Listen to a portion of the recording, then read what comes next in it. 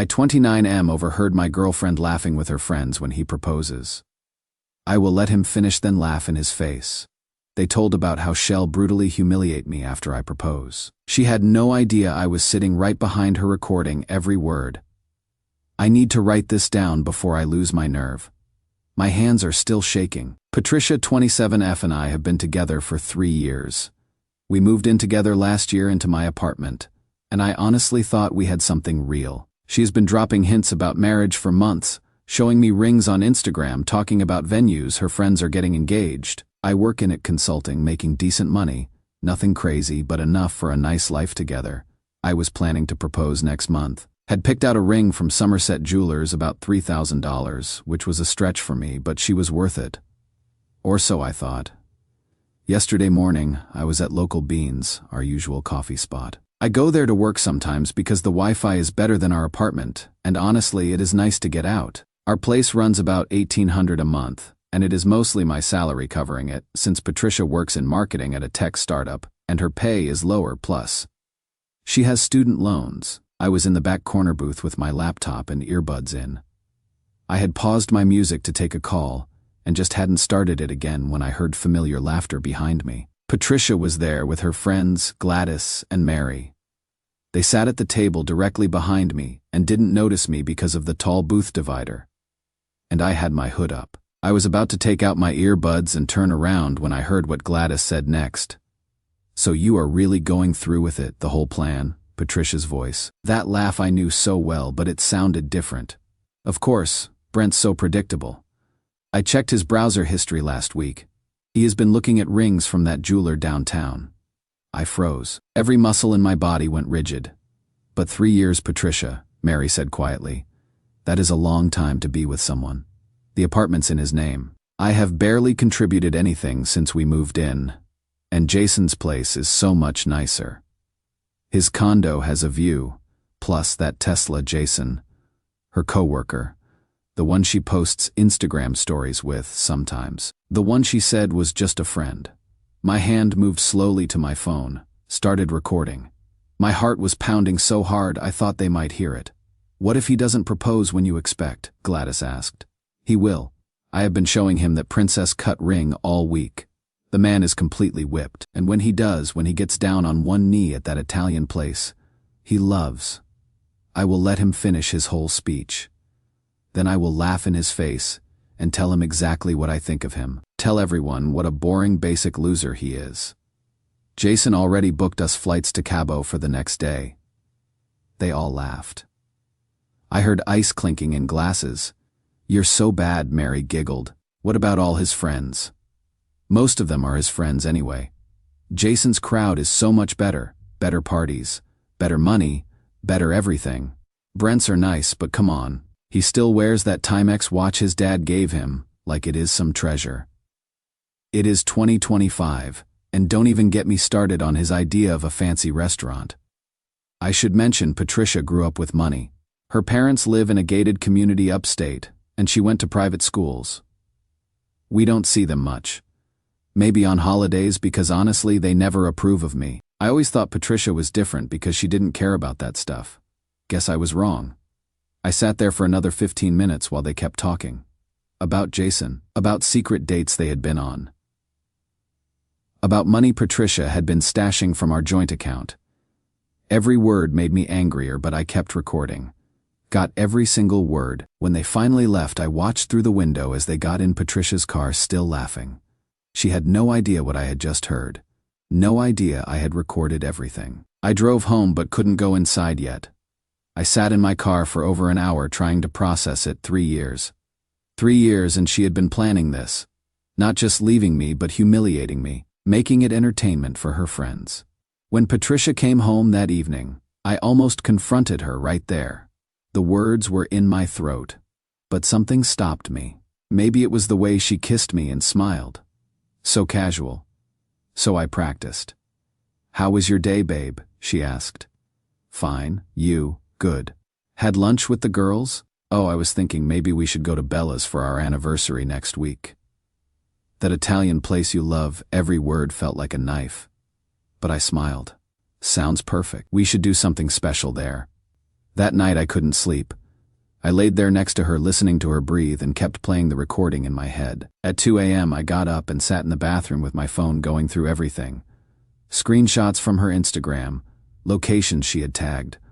I was looking for something to make sense of this. I found photos Jason had posted, Patricia in the background at bars I had never been to. One photo from 3 weeks ago, you could see her wearing my NYU hoodie laughing at something he said. That one hurt more than I expected. I had to put my phone down and just breathe. The next morning I called in sick to work. I couldn't function. Patricia left for her job and I just sat there in our apartment looking at her stuff everywhere.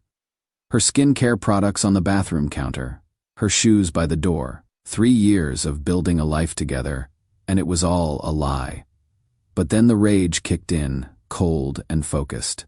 She was planning to humiliate me, make a public show of destroying me in front of everyone. Let me propose in front of friends and family just so she could laugh and walk away. If she wanted a show, I would give her one, but not the one she was expecting. Edit. For people asking why I don't just break up with her now. I will. But she was planning to make a public spectacle out of humiliating me. I am not going to let her have that satisfaction. Edit 2. Yes, I know recording her might be legally questionable depending on where I live. I am not planning to use it in court. Just want to make sure I have proof of what she said. Update. It has been a week since I overheard Patricia at the coffee shop. I need to document what has happened because I am still processing all of it. After that first day, I went into investigation mode. Not because I didn't believe what I heard, but because I needed the full picture. I needed proof. I wasn't losing my mind. I created a burner Instagram account and started following Patricia's friends, Gladys and Mary Post, everything. Within 3 days I had screenshots, them at different bars and restaurants. In several photos you can see Patricia and Jason in the background. In one from 2 months ago, she is wearing the promise ring I gave her last Christmas while leaning into him at some rooftop bar. But I needed more than photos. I needed to see them together myself. Thursday came. Patricia said she was working late, like she does every Thursday. Has for months. I told her I would probably grab dinner with Marcus, my college friend. Instead, I drove to her office building. There is this Thai place half a block from her work. I parked where I could see the entrance and waited. At 6:47 p.m. they walked out together, Patricia and Jason. He had his hand on her lower back. I followed them to the restaurant, Saturday at the bar, ordered a beer I didn't drink and watched them share pad thai. I watched her wipe sauce off his chin. She was wearing my hoodie, the NYU one my sister gave me. I recorded video clips, not for revenge, just for evidence. Proof this was real. When I got home that night, Patricia was already there. Said her meeting ran short. We ate leftover pizza and watched television, and the whole time I wanted to scream at her. My leg kept bouncing. I had to grip the couch cushion to keep my hands steady. "You okay, babe?" she asked. "You seem tense." "Just work stress." She kissed my cheek. "You work too hard." I almost broke right there. I almost played the recording, but I forced myself to wait. I reached out to someone I met at a networking event last year. A guy named David who works in the finance department at Patricia's company. I bought him lunch and asked casual questions about the company culture. About Jason. That is when I learned Jason is married. It has been for 6 years. His wife Sarah works in the same building on a different floor in HR. When David told me that something clicked, Patricia didn't know. She couldn't know because Jason was lying to her too. And suddenly, I had leverage I hadn't expected. The hard part has been pretending. Every morning I bring Patricia coffee. Every night asking about her day. Listening to her lies about work stress and late meetings. 2 nights ago, she left her phone on the bathroom counter while she showered. I didn't go through it, but I saw notifications light up the screen. Messages from Gladys. "Did you tell him about the promotion? No need to yet. Soon. Can't believe you are really doing this." Jason and I leave for Cabo the day after. Already packed. She came out of the bathroom wrapped in a towel and caught me standing there staring at my reflection in the mirror. "You okay?" "Yeah, just tired." She hugged me from behind. "Only a few more days until our anniversary dinner." I cannot wait. I smiled at her in the mirror. Me neither. Our reservation at Bella's is confirmed for Saturday night. 7:30. Patricia thinks she knows what is coming. Her friends will probably be there after to celebrate with her. Maybe Jason too watched from somewhere thinking he won. But I have been moving my stuff out. Slowly, nothing obvious. Important documents went to my parents' house yesterday. The watch my dad gave me, the one Patricia mocked, is safely stored away. Clothes I actually care about. Photos from my childhood, my guitar. I opened a new bank account and moved most of my money there. The joint account now has just enough to cover this month's bills. The ring box I am bringing to dinner does have something inside. But it is not a ring. It's printouts of all their photos together, screenshots of their messages that I got from David, who got them from someone in it. I don't want to know how. And a letter I wrote. Haven't decided if I will read it out loud or just hand it to her. Tomorrow is Friday. One more day of pretending. One more day of Patricia kissing me and planning my humiliation while I plan something entirely different. I should feel guilty about this. 3 years together. There were good times. I thought I loved her. Maybe I did love who I thought she was, but then I remember her voice at that coffee shop. The way she laughed about letting me propose just so she could destroy me in front of everyone. The way she called me basic and boring. I made fun of my dad's watch, reduced 3 years to her waiting for something better. Part of me wants to back out, just break up quietly and move on. But she wasn't planning a quiet breakup. She was planning a show, public humiliation as entertainment for her friends. If she wants a show, she will get one. Patricia just texted me. So excited for tomorrow night, babe. I have a feeling it is going to be unforgettable. She has no idea how right she is. Edit. People are asking why I don't just break up with her. Because she was going to make me propose in front of everyone just to humiliate me. She was going to make me the punchline of her story. I am not giving her that satisfaction. Edit 2. For those concerned about the legality of recording, I checked. We are in a one-party consent state. I can record conversations I am present for, even if others don't know. And yes, I was present at the coffee shop. Edit 3. About Jason's wife, Sarah. After tomorrow, I am sending her everything. She deserves to know. But one thing at a time. Update 2. It happened. Last night at Bella's, I am still shaking while I write this, but I need to get it all down while it is fresh. I picked Patricia up at 7 wearing that blue suit she always says makes me look handsome. She was practically glowing. Kept checking her phone in the car, probably coordinating with Gladys and Mary. Maybe with Jason too. Bella's was busy, which I expected. Saturday night prime time. I spotted her friends at a table near the bar. They waved at Patricia. She waved back, then squeezed my hand. I am so lucky to have you. I just smiled. We ordered. Patricia got the lobster ravioli, $34. I got the chicken marsala, $26. She ordered a bottle of wine for the table, $68. All on my card, of course. Our last meal together, and she was still spending my money. Dinner felt like it lasted forever. Patricia kept touching my hand across the table, laughing at my stories, playing the perfect girlfriend. I kept looking at Gladys and Mary. They kept looking at their phones, at the door, waiting for the show to start. By dessert, Patricia was fidgeting, looking around, probably wondering when I would make my move. So I stood up, picked up my wine glass, made sure my voice carried to nearby tables. I would like to make a toast. Patricia's face lit up like I had never seen before. Pure joy, or maybe relief that her plan was finally happening. Gladys had her phone up, already recording. Mary was leaning forward in her seat. To Patricia, who I have spent 3 incredible years with, who I have shared my home with, my life with, who I was planning to spend forever with. She had tears in her eyes, probably rehearsing her rejection speech in her head. I pulled out my phone, but first I think everyone should hear something. I turned up the volume, pressed play. Her voice filled our corner of the restaurant. Of course, Brent's so predictable. I checked his browser history. The smile started to freeze on her face. Gladys on the recording. What if he doesn't propose when you expect? Patricia. He will. And when he does, when he gets down on one knee at that Italian place he loves, I will let him finish his whole speech. Then I will laugh in his face and tell him exactly what I think of him. Tell everyone what a boring basic loser he is. The color drained from her face. Then from Gladys's. Mary's hand was over her mouth. I let the recording play for another 30 seconds. She laughed about my watch, about Jason's Tesla, about Cabo. Then I stopped it. The restaurant was dead silent. The funny thing is, I said, keeping my voice steady, Jason never told you he was married, did he? 6 years.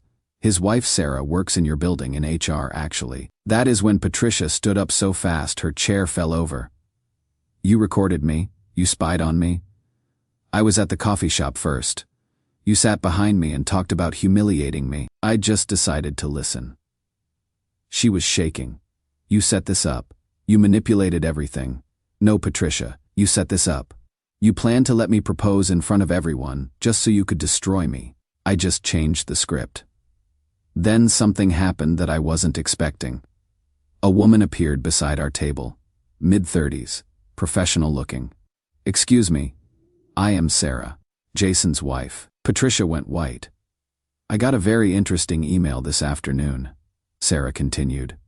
Screenshots of texts between my husband and you, photos of you two together. Turns out a lot of people in our building have known each other for months, HR included. Patricia tried to speak, but nothing came out. Jason was fired at 4 p.m. today, Sarah said, for violating workplace relationship policies, specifically, relationships between supervisors and subordinates. You were fired at 4:30. They tried to call you, but you didn't answer. No, Patricia whispered. No, that is not. I didn't know he was my supervisor, I thought. You thought he was leaving his wife for you? Sarah's voice was ice. He told me that too 6 years ago. About his girlfriend before you. Seems to be his pattern. Sarah turned to me. Thank you for the evidence. My lawyer says it will be very helpful. Then she walked away. Patricia just stood there, tears running down her face, mascara everywhere. Her phone started buzzing. She looked at the screen, and I saw her face crumble even more. She grabbed her purse and ran. Gladys started to follow her but stopped at our table. You didn't have to do it like this. You could have just broken up with her. Could I? The way she was going to break up with me? By letting me propose in front of everyone then laughing at me. Gladys didn't have an answer. She left. Mary stayed behind. She looked sick. I didn't know about the recording. About what she said. Exactly. She told us you were controlling, that she needed a way out. I showed her my phone. The video from the Thai restaurant, the screenshots of their photos together. Does this look like someone who needed a way out? Or someone who found something better? Mary started crying. I am so sorry. I should have questioned it. I should have. The manager came over. I apologized for the disturbance and paid the bill. $312. At least I got some good food out of it. I sat in my car in the parking lot for 20 minutes before I could drive. My hands were shaking too hard to put the key in the ignition. Finally, I just drove. Not home, couldn't go back there yet. I just drove around the city until my phone started blowing up around midnight. Patricia called 17 times in a row. I let them all go to voicemail. Then I listened to them. First one, you fucking asshole. How could you do this to me? You humiliated me. You ruined my life. Everyone was watching. Everyone knows. Second one, crying. Incomprehensible. Mostly, please, Brent. Please, we need to talk. This isn't what you think I can explain. Fifth one, you recorded me without my consent. You set me up. You brought his wife there. What kind of person does that? 10th one, I loved you. I really did. I know it doesn't look like that, but I did. I was confused. I made mistakes. Please call me back. 15th one, her voice was different. Quieter. My parents will not answer my calls. Gladys isn't responding. I have nowhere to go. I lost my job. Please, Brent? I know I don't deserve it, but please. I blocked her number after that. Then the texts started from numbers I didn't recognize. Friends of hers, friends of Jason's. Some cursed me out, some asked what happened. One from someone claiming to be her cousin saying I was cruel and heartless. This morning, I woke up to messages from people we know. Apparently, Patricia tried going to Gladys's apartment last night, made a scene in the hallway. Then she tried Jason's place. Sarah had already changed the locks. His neighbors recorded Patricia banging on the door crying. That video is making rounds in their office building, apparently. Someone sent it to me. I haven't watched it. I should feel vindicated, satisfied. She got exactly what she was planning for me. Public humiliation. Loss of relationships. Everyone knows. But mostly I just feel tired and empty. 3 years of my life are gone. The apartment feels huge and lonely now that her stuff is gone. Her sister picked it all up yesterday in silence. Didn't even look at me. Some people are messaging me saying I went too far. That I was cruel. That bringing Sarah was over the line. Maybe they are right. I don't know anymore. But I keep coming back to that recording. To her voice planning to let me propose just so she could laugh at me. Tell everyone what a loser I was. She wasn't planning a private breakup. She was planning maximum damage. So, yeah, maybe I went too far. But at least I didn't get destroyed the way she wanted. Edit. For people asking. I did not invite Sarah to the restaurant. I sent her all the evidence yesterday afternoon, including where Patricia would be that night. What she did with that information was her choice. I am not apologizing for telling someone their spouse was cheating. Edit 2. Patricia is staying with her parents now, from what I heard. They drove down this morning to get her. I have no plans to contact her again. Edit 3. Yes, I kept recordings of her voicemails, for my own protection in case she tries to claim anything happened that didn't. Final update. It has been 6 weeks since the restaurant. This will be my last post about all this. I owe you all an update and some closure. The first 2 weeks were harder than I expected. Not because I missed Patricia exactly, but because I missed having someone. I had wake up and forget she was gone. Reach for my phone to text her about something funny. Then remember, the apartment felt huge and empty. Her toothbrush was gone from the bathroom. Her shoes from the door. All these small absences that added up to this crushing loneliness. I started seeing a therapist 3 weeks ago. My insurance covers it through work. Dr. Brooks. She specializes in relationship trauma and betrayal. In the first session, I just sat there for 10 minutes unable to talk. Finally, I said I didn't know why I was there. She said that was okay and we could start with that. We have talked a lot about what Patricia did, about what I did. Dr. Brooks doesn't judge, but she asks hard questions, like whether exposing her publicly was about protecting myself or punishing her. I still don't know the answer. Some of our mutual friends reached out. Most took my side once they heard the recording. A few said I went too far. That bringing Sarah to the restaurant was cruel. That I could have just broken up with Patricia privately. Maybe they are right. I have thought about that a lot, but every time I start to feel guilty, I remember what she planned. Not just to leave me, but to make a spectacle of destroying me. To let me propose in front of everyone just so she could laugh and walk away. That wasn't a breakup. That was calculated humiliation. Still, 2 wrongs don't make a right. That is what Dr. Brooks says. I am working on accepting that I can be both the victim of what Patricia planned and responsible for how I responded. I heard through Marcus that Patricia is living with her parents upstate. Apparently, she has been applying for jobs, but word got around in the industry about what happened. Marketing is a small world. Her parents are helping her financially while she figures things out. Part of me feels bad about that. The rational part that knows she is a human being who made terrible choices but doesn't deserve to be unemployable. The part Dr. Brooks is trying to strengthen, but there is another part that remembers her calling me basic and boring. Mocking my dad's watch. Planning my humiliation with her friends over drinks. That part doesn't feel bad at all. Jason and Sarah's divorce is apparently moving forward. Marcus said Jason tried to contact Patricia a few weeks ago. She blocked him. I guess she finally figured out he was using her too. There is probably a lesson in that about how manipulation goes both ways, but I am not a philosopher enough to figure it out. The recordings are still out there. I cannot take them back. Sometimes I wish I could. Sometimes I am glad they exist as proof I am not crazy. That this really happened. I have been going to the gym more. I started playing guitar again. My old college roommate lives in the city, and we have been getting drinks every few weeks. Just normal life stuff, rebuilding. I am not dating anyone, not ready for that. Dr. Brooks says I need to process the betrayal before I can trust someone new. She is probably right. The thought of being vulnerable with someone again makes my chest tight, but I am okay. Some days are better than others. I don't think about Patricia every hour anymore, maybe every few hours. Progress, I guess. Last week I went back to Local Beans, first time since that day. I sat in a different booth. I ordered my usual coffee. The barista recognized me and didn't say anything, just gave me a small nod.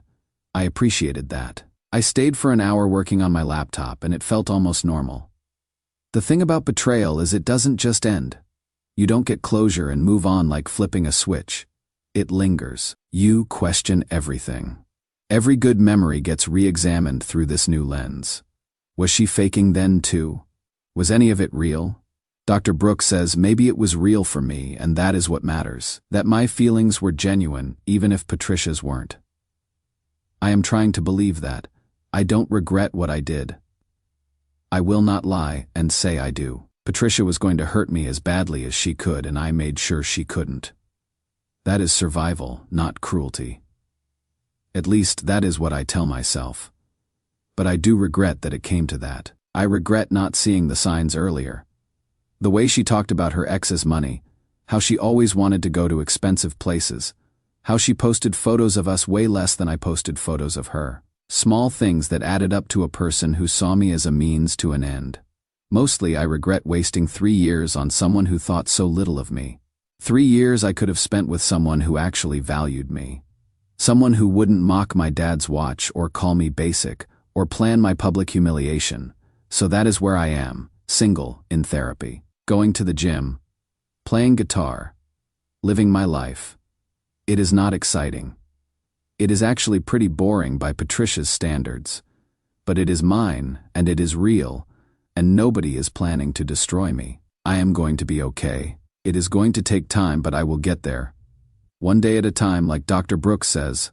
Thanks to everyone who supported me through this, to those who called me out when I needed it, to those who just listened. It helped more than you know. This is my last update. I need to stop living in this story and start building a new one.